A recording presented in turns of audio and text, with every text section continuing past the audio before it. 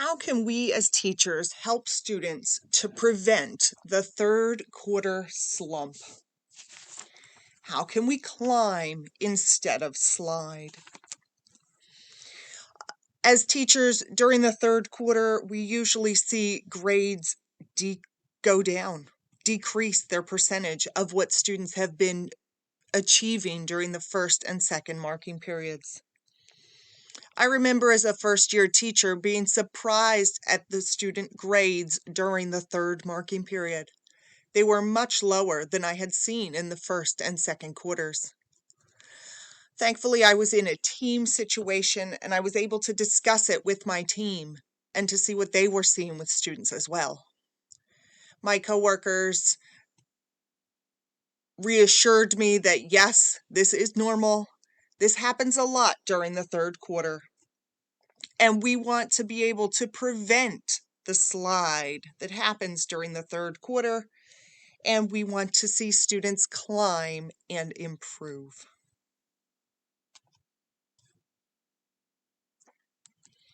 What are some reasons student grades seem to slump in the third quarter? First off, students and teachers are tired. The weather in Pennsylvania is cold and dreary. The anticipation of and the holiday season is over. Students lost focus on schoolwork after a long holiday break. Other ideas might include spring still looks a far way off. What is a positive spin on the third quarter? We don't want negative thinking because that does not help. How can we rethink the third quarter? It's a fresh start to a new quarter, or it may be a new course if the student is in a course that runs for the semester. First and second quarters are done. We can be successful in the third quarter. It's the third quarter. Half the work of the school year is already done. It's a chance to refocus. Doesn't matter what happened in the first and second quarters. Back on track now, refocused. Any other ideas? With this positive spin, we want to improve and refocus. So how can we encourage and teach students to improve?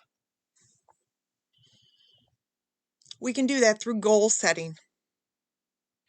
And let's talk about a goal a student might have in middle school math class. I will do my homework. Think about that goal. What does that mean? Does that mean they'll do it some days, every day, once during the marking period? Let's make it a SMART goal.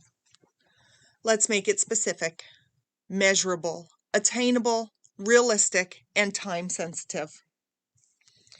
Changing that goal from I will do my homework to I will complete 90% of my homework assignments during the third quarter makes it specific. It is measurable if we're saying I will complete 90% of my homework assignments. It is attainable. You can do it. It's realistic.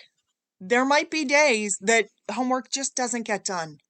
So not making the goal 100% and doing everything makes it feel manageable. And it's time sensitive. It would happen in the third quarter.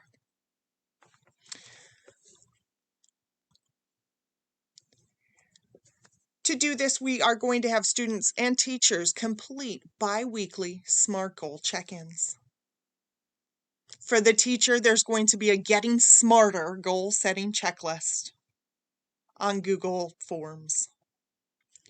To help stay focused with it, here is the checklist. Week 1, we're going to have students write the SMART goal. Teacher reviews and comments on Google Docs. Week 2, what happened with the goal? What are 2 things that you did to reach your goal? Parts for the students to complete in week 4. What is 1 thing you can do better with to help you reach your goal? Week 6, What is one thing you can do better with to help you reach your goal? We still need to make adjustments. Whether it's setting time aside in the evening to get that homework done, whether it's getting it done in homeroom or during study hall, get it done. And again, what is one thing you can still do to reach your goal? Maybe it's I complete all my assignments this week and I'll get to my 90%. Finally, at the end of the marking period, we have the question to students. Do you think you reached your goal completely, partially, or not at all? And why?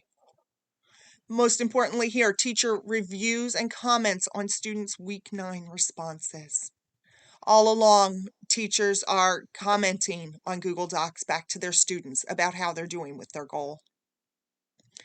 At the end of the marking period, we can assess how many students reached their goal, partially reached, did not reach, and what do you think contributed to student success or a lack of success? That is the Getting Smarter goal setting checklist for teachers to keep them engaged and make sure it's happening.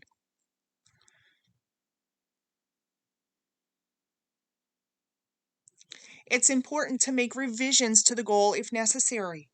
After week 4, if the student has not completed any homework assignments, the goal can then be, maybe I'll complete 50 assignments. Adjust so it's still reachable, still attainable for the student.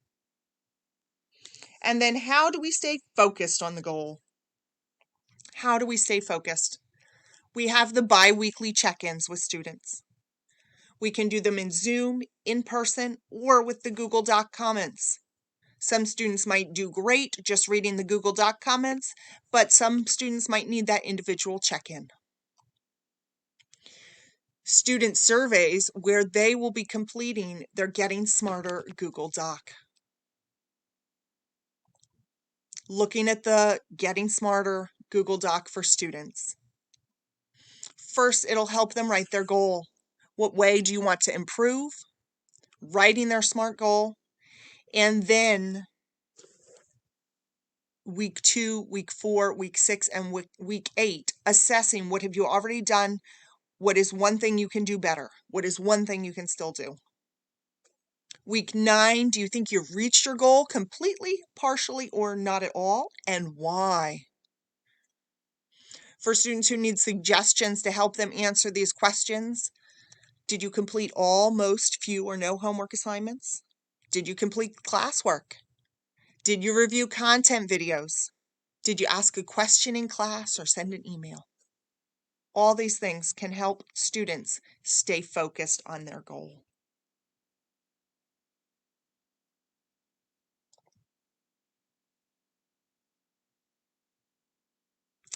Finally, how is student growth going to be measured?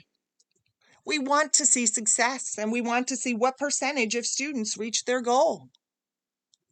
Students will have answered, did you reach your goal completely, partially, or not at all? Students complete their SMART goal survey bi-weekly.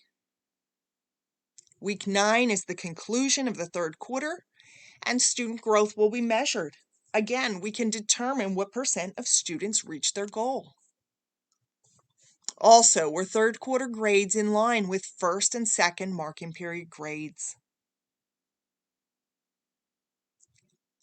Conferencing with students at the end of the third marking period about their success can lead to more goal setting and more improvement in any area. You can have students set goals for the fourth quarter. Encourage students to want a higher percentage of the class meeting the goal. Talk about how many students reach their goal, and students will encourage each other. Again, using goal setting is going to lead to improvement in any area, not just math class, writing, physical goals, mental goals, and success.